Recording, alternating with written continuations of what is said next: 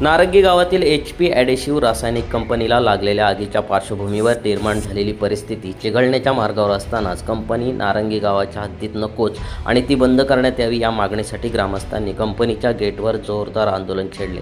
संतप्त ग्रामस्थांच्या आक्रमक भूमिकेमुळे परिसरात तणावाचे वातावरण निर्माण झाले होते। कायदा आणि सुव्यवस्था बिघडू नये यासाठी पोलीस अधिकारी सचिन पवार यांनी तात्काळ हस्तक्षेप करत आग लागलेली असतानाही कंपनीत बोलावण्यात आलेल्या कामगारांना बाहेर काढून घरी जाण्याचे आदेश दिले।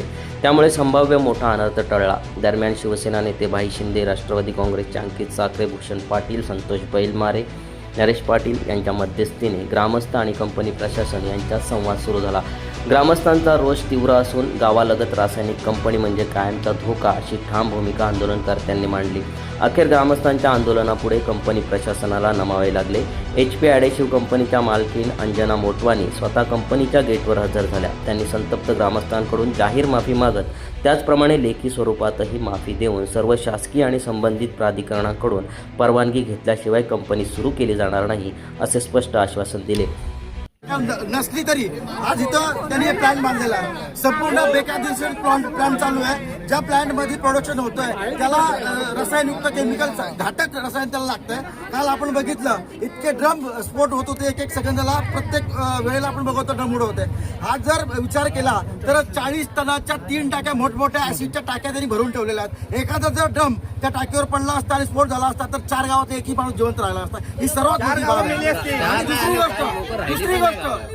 दुसरी गोष्ट सेफ्टी सिक्युरिटीचा दाखला आम्हाला देत आहेत। इथं फायर ब्रिगेडची एक तरी कंपनी गाडी आहे का? सेफ्टी सिक्युरिटीची तुम्ही काळजी घेता माणसांची, एक तरी फायर ब्रिगेडची गाडी आहे का इथं कंपनीमध्ये? 11 गाड्या बाहेरच्या बोलवायला लागल्या तरी आग विचत नव्हती। किती मोठ्या प्रमाणात आग होती आपण पाहू शकाल। आणि जर याच्यामध्ये टाकीचा स्फोट झाला असता तर एकही माणूस इथं जिवंत राहिला नसता।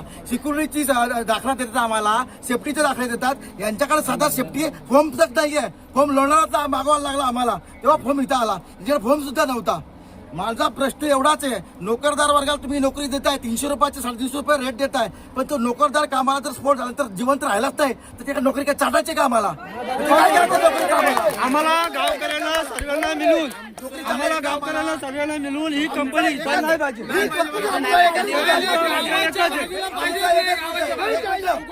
आमचा एकच मुद्दा आहे, HP ॲडेसिव्ह कंपनीला कायमचा टाळा लागला पाहिजे। जोपर्यंत या कंपनीला टाळा लागत नाही तोपर्यंत ग्रामस्थांचा, नागरिकांचा लढा आणि संघर्ष चालू राहील। हे सगळ्यांनी याची दखल घ्यायची।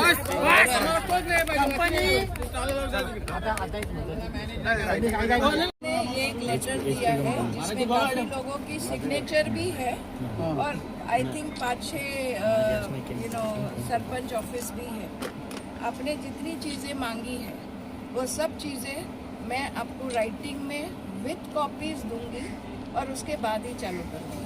पर एक बात आप लोग भी थोड़ा समझ लीजिए कि वंस आई गिव दिस, फिर इस तरह से नहीं होना चाहिए ना। आज हम फायर बुझाना चाहते थे ना, तो आप लोग पानी रोकते हो।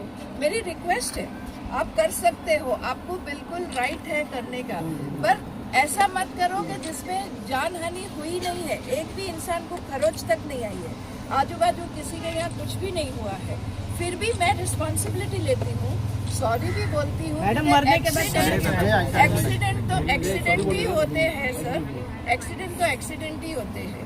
गाड़ी के भी एक्सीडेंट होते हैं, लोग मरते हैं, गाड़ी चलना नहीं बंद होता है सर। पर आई एग्री कि मुझे इंसानों से बहुत प्यार है, इसीलिए आई एम सेइंग कि ये चीज़ के मैं दूंगी आपको। उसके बावजूद भी आपको कुछ है तो आके मिलो ना। ठीक है, भाई ऐसे क्यों करने का? आप ही के गांव के लोग काम कर रहे हैं, ये 5 गांव